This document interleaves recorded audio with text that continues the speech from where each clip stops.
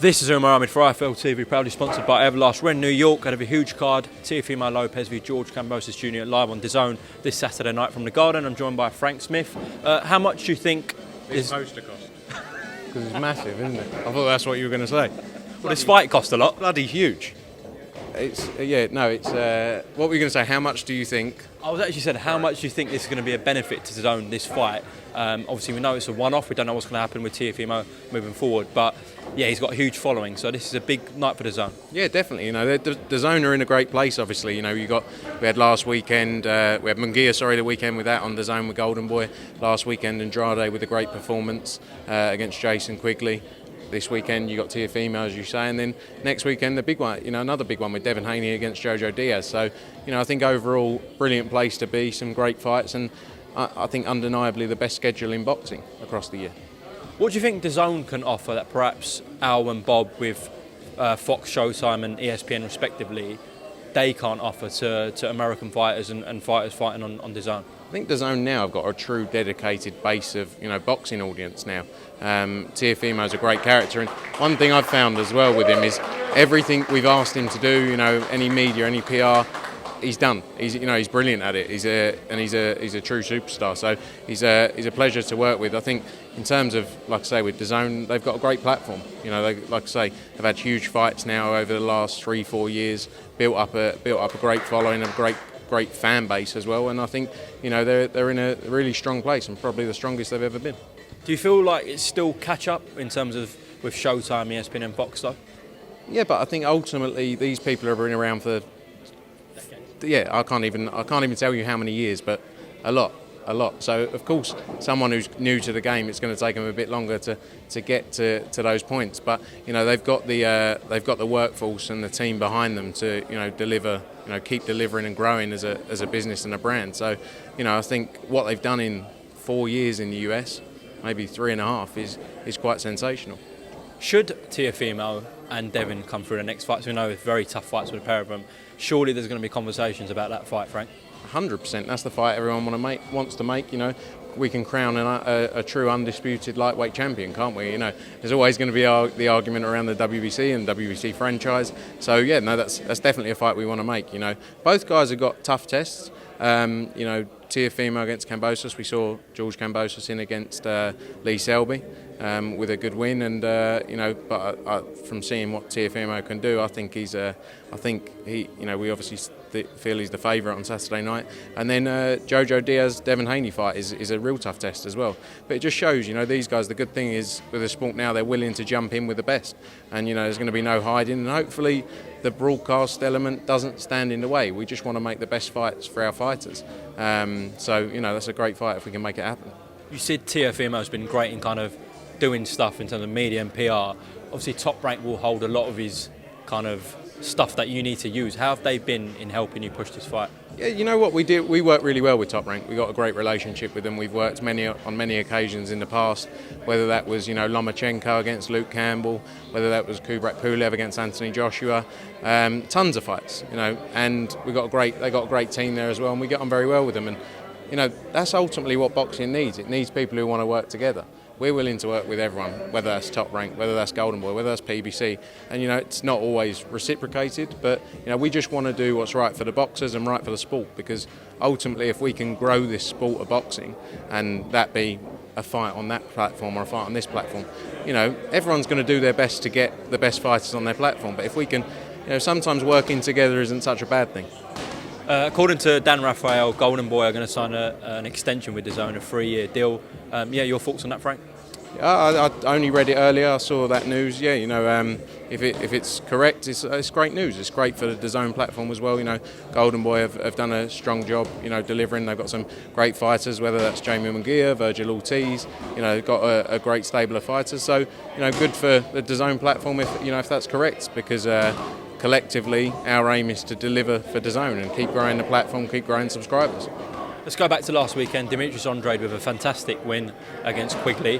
What do you think's next for Demetrious? We've seen Igis Klimas put out a motion that he sent to the WBO about a mandatory due for Demetrious. What's next for Demetrious? I think Demetrious deserves a big fight. You know, it was talked about heavily at the weekend. You know, whether that's Charlo, whether that's Golovkin. You know, these are all fights that he's willing to take. He's even willing to step up in weight, take on different challenges. So he's. To be fair to him, he's never backed down from anyone. You know, and I think from a mandatory perspective, his last one was in mid-April against Liam Williams. So, you know, what's that, 5 months ago? 6-7 months ago. So, you know, I think he deserves, you know, his own voluntary. But let's see. You know, we'll wait and see what happens. And but Charlo's definitely the fight that would be great to make.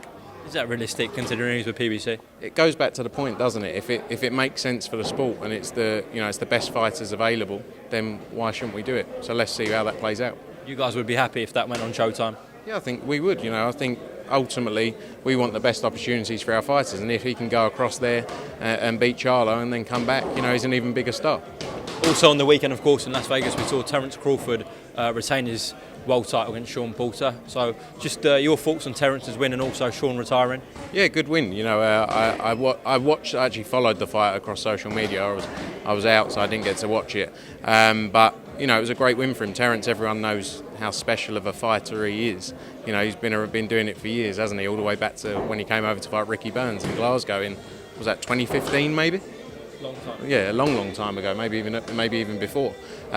So, you know, no one's shocked. I think Shawn Porter put up a great challenge, and you know, he's obviously at that stage of his career where he's done very well. He's surpassed most people's dreams in the sport, and you know, rightly so. He now says enough's enough. But you know, I'm sure he could carry on if he wanted to. But he's probably made the right decision for his career and his life.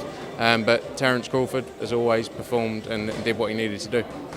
We know Terence's contract with Top Rank's up. He's a free agent technically at the moment. Did you see the clip of him at the post-fight presser where Bob was sat next to him and he said that he's going to move on from Top Rank?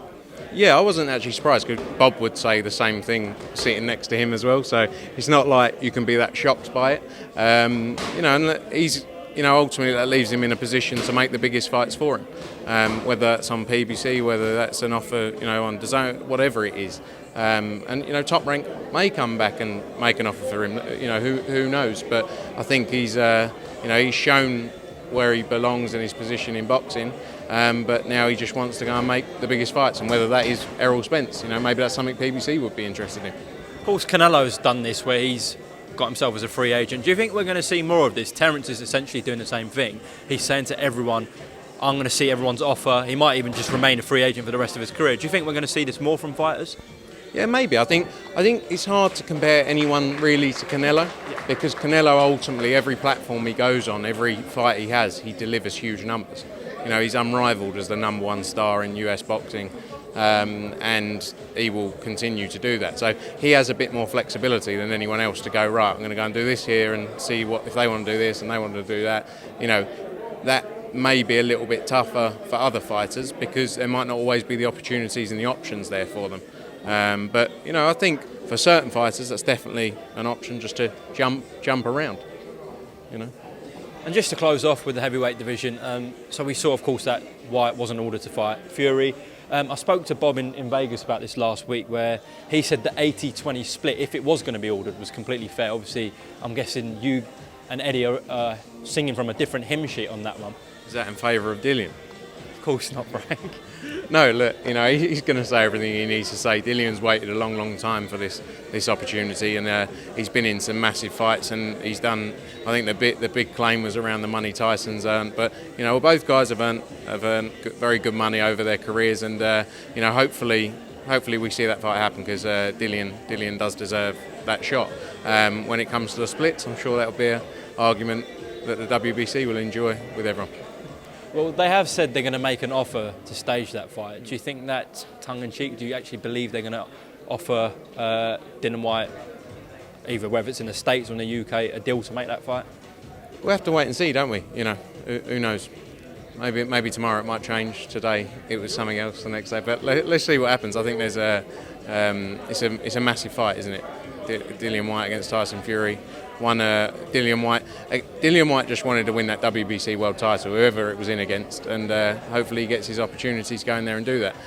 So let's see what they choose to do. Okay, Frank Smith, thank you very much. Songs to IFL TV here in New York. Why should everyone tune in on DAZN this Saturday night for Lopez Kambosos Jr.? Because we've waited far too long. Don't miss it, because it's actually happening this time. Enjoy. Thank you, Frank.